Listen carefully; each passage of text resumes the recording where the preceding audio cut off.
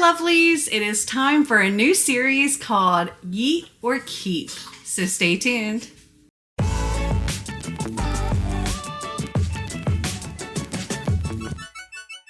If you're new here, hi, hello, welcome. If you're not new here, welcome back.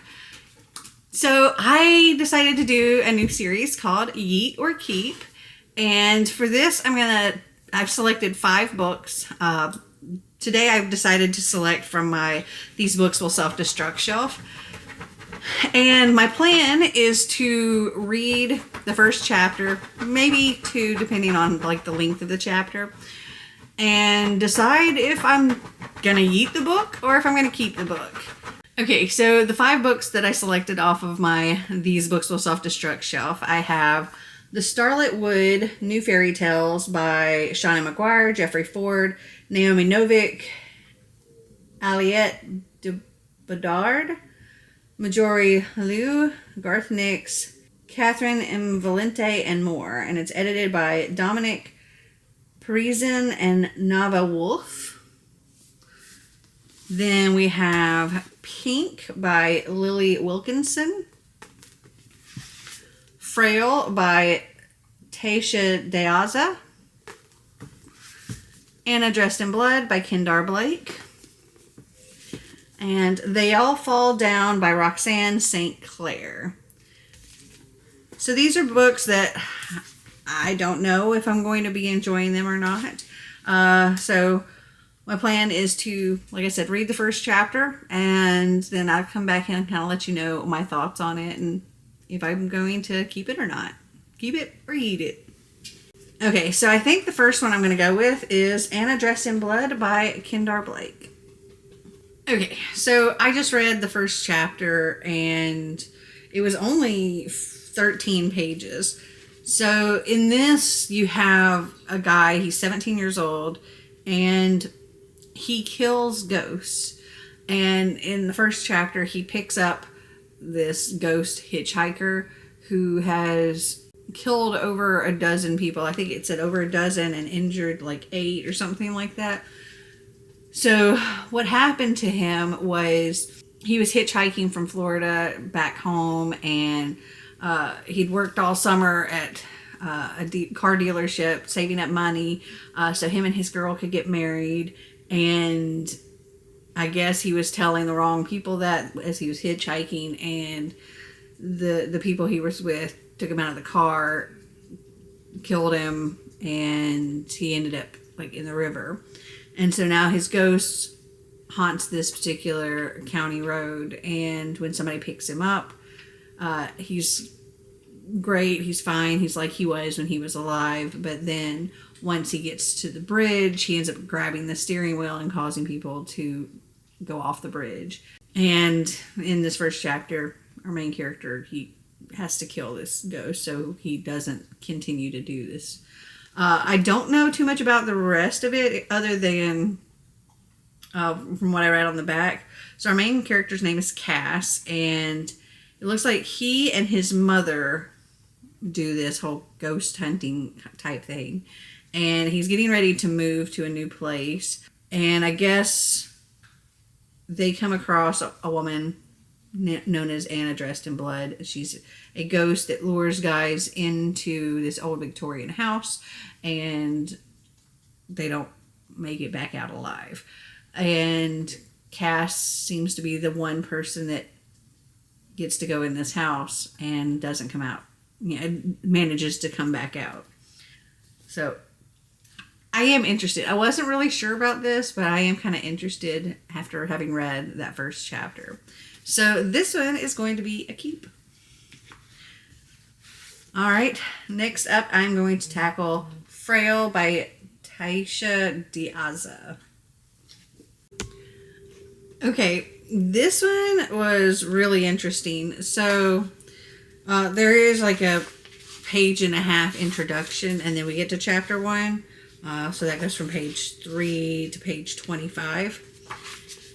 So our main character is Julianne, and she wakes up, the introduction was her waking up in this place with this bright light, and throughout the first chapter, she's spent 3 days now in this hospital, and she's not getting any answers. She hasn't seen her family. She doesn't know what's going on. And she knows that there's something wrong with her, but she doesn't know what exactly is wrong with her. She doesn't know why she's in this hospital. And finally, the doctor is sitting there talking to her and explaining to her that it is not February 7th of 1933. It is, what did he say? January 4th of 2024. And apparently on February 3rd, 1993, she was involved in a car accident and lost her life in that crash. And her body was donated to a scientific research study titled Revivals as Cryonics. And she's just been revived. And now she's also learning that she was the only one that was put into this thing. And so all of her family, her sisters, her mom, her dad, they're all long gone by now. And she's freaking out. But yeah, I'm definitely interested in this one. So this one's a keep. All right. So on to Pink by Lily Wilkinson. Okay. This one I'm a little bit torn with. So I actually read the first 3 chapters because, let's see, chapter 1 went to page 7. And chapter 2 went to page 12. So chapter 3 goes all the way to page 26. So in this, Ava is, or I should say Ava was. Let me go back, actually. Ava was, as a kid, a little kid, obsessed with pink. Like, all her clothes were pink, her room was pink, her toys were pink, everything was pink. She was super, super, super girly. And her parents are like, what do they say? Pink is an empty signifier of femininity. She calls her parents by their names. They're very, like, socialist, feminist, all of that. And eventually she kind of gave in to the way they saw things and ended up dyeing her hair black. She was gone to the other end and wears all black. And when she told her parents, like, she came out to her parents that she was a lesbian, they had a party. They were so thrilled. And the girl that she likes, Chloe, she was just so cool and always talking about existentialism and, you know, school is like run by fascists and all of this stuff. And she was just kind of sucked into Chloe's world. And one day Chloe came out to her that she was gay, and Ava hadn't really thought about her sexuality at all. But then Chloe kissed her, and she was just like, she thought it was great to be so special to Chloe. So they they became in a relationship. And well, now she's did all this stuff kind of behind the scenes to get herself into this private school. And she just kind of said that her parents are making her go and, you know, all of this other stuff.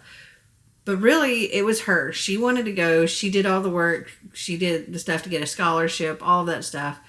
And she wants to be her girly self. She had the black dye stripped out of her hair. So she's got this glossy brown hair, a pink Argyle sweater. You know, she wants to be this girly girl and start over new in this school. And in chapter 3, it's her first day at this new school, and she's kind of overwhelmed by everything, but also loving it. And she ends up making friends with these 2 other girls, and they're like, is there anybody special? And she's like, okay, this is kind of the moment that I need to decide, you know, am I going to tell them about Chloe, or am I going to not say anything? And she decided to say, no one special. And so the girls immediately started going over which boy she should hook up, like she should get together with. And there ends up being this one boy named Ethan. And what does it say? He's handsome, athletic, academically solid, very eligible. And apparently he's auditioning for the school musical as well. He volunteers with kids. And these girls are all going to audition for the musical, and they want her to audition as well. And she's like, oh my gosh, what would Chloe think of all of this? And she just laughed at me. And she talks about how Chloe saw a book of Pride and Prejudice on her shelf once. And it says, when she found a copy of Pride and Prejudice on my bookshelf, Chloe let fly with some Mark Twain quote about how a library with no books at all would be better than a library containing Jane Austen books.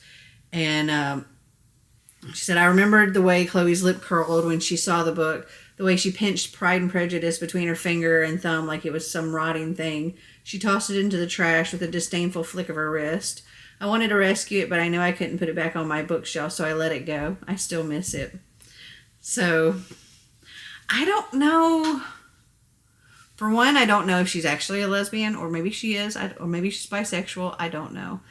But I also don't really think I like Chloe very much, because there's a lot of things that Ava just seems to do because of Chloe, and goes along with because of Chloe. And I think this is her stepping out of her, like on her own, and doing the thing that she wants to do. So, I don't know. I am kind of interested in it. I think I'm interested enough to not get rid of it. I wonder if this is what's going to be the case with all the books I do for this. I don't know. Sometimes like I'll pick up a book and read just a little bit and be like, no, this is just not the book for me.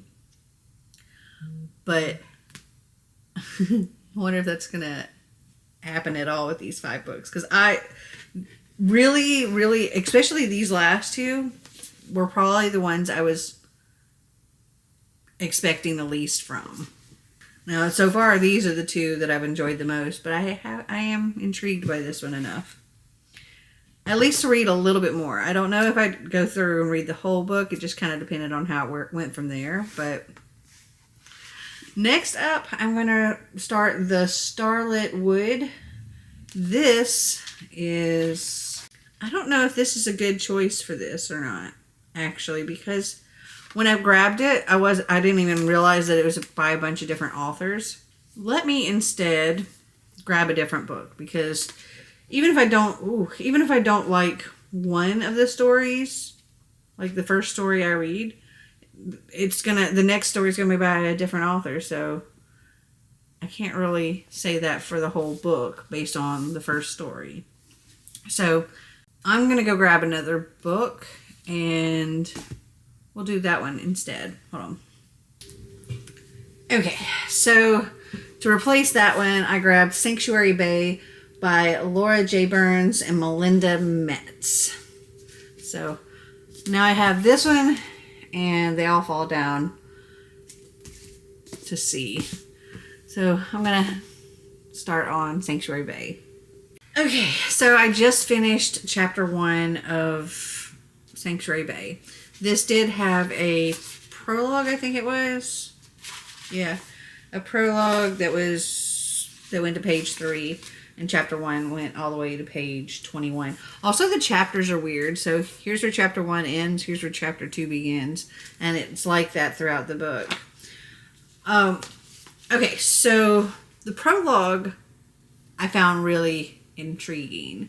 So our main character, Sarah, is 4 years old in the prologue, and her dad has just put her in this tunnel and covered it with a grate or something with like a slitted door, and he was going over the rules with her about only to come out when the room is safe, and to run and find a lady with kids and tell them what your name is and first and last name. Sarah Merson, like drilling it into her. And then her dad covers up, the hole to the tunnel with this grate or whatever.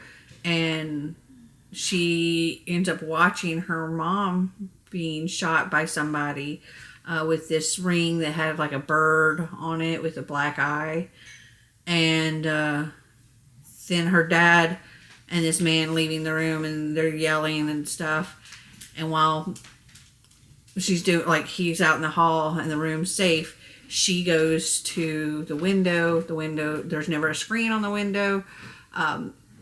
There's always a chair underneath the window so she can make a quick escape. And while she's doing that, I guess her dad gets shot too. And then it goes to chapter 1. And she's been in foster care year after year after year.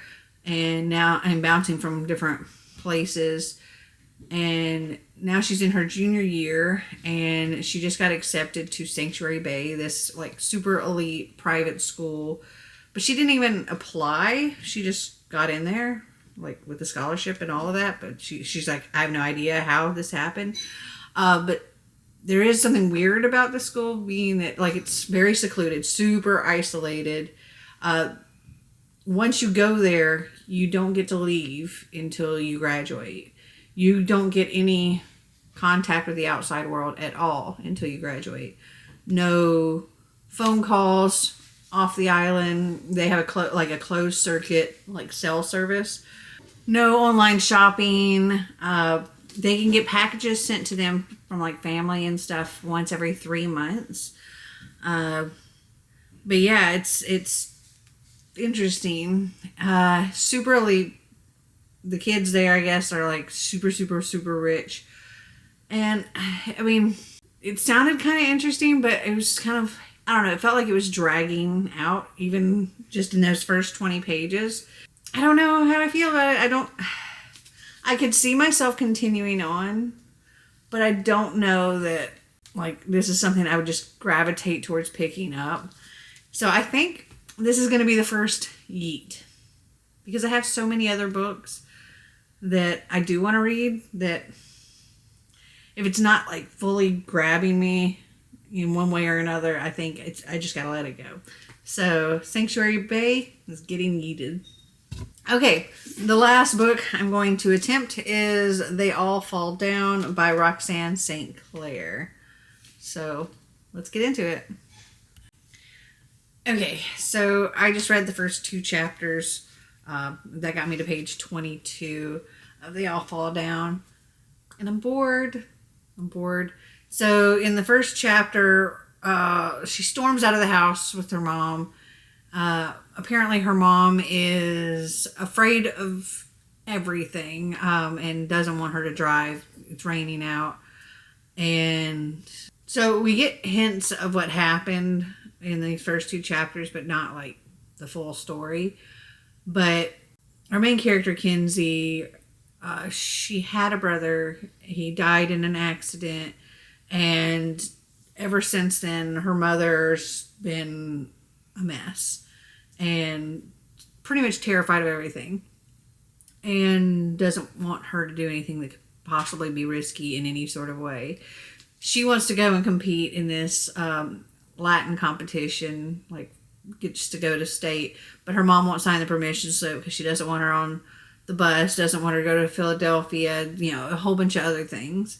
Though in the whole driving in the rain, her mom was actually right, because her car ends up not wanting to stop when she's going down this hill, and her brakes go out. She starts hydroplaning, and she has an accident. She's not hurt or anything, but her car is not functioning. And in the aftermath, she learns that she made this list. So at this school that she goes to, Vienna High, every year all the guys make a list of the top 10 hottest girls. And if you make the list, you're pretty much like royalty, and you get to go to all the best parties and all of this stuff. And Kinsey ends up 5th on the list. She doesn't know how in the world that happened. She's like kind of a nerdy girl. Like I said, she's like captain of the Latin club or something like that, and takes 4 AP classes and tutors calculus. She's not a cheerleader and things like that. But she is very quickly seeing some of the benefits because, like, the guy she's had a crush on since, like, 7th grade greets her the next morning and asks her on a date. It's fine, but I think this is another that I'm going to be yeeting. Okay, so I found 3 that I'm still interested in that I'm keeping. We have Pink, Frail, and Anna Dressed in Blood. And 2 that I will be yeeting. They All Fall Down and Sanctuary Bay. Scared the dog because I dropped the books. One thing I do know about They All Fall Down is, one thing about this list is, like I said, every year, these girls are pretty much royalty, except this year, they start dying off one by one, and she's 5th on the list. So, comment below, like, what you thought of this little series that I'm starting. Also, have you read any of these books? Did you like them? Did you not? Let me know. Well, I hope you enjoyed this video. If you did, give me a big thumbs up. If you'd like to see more videos like this, click that subscribe button down below. And until next time, always be completely you. Bye!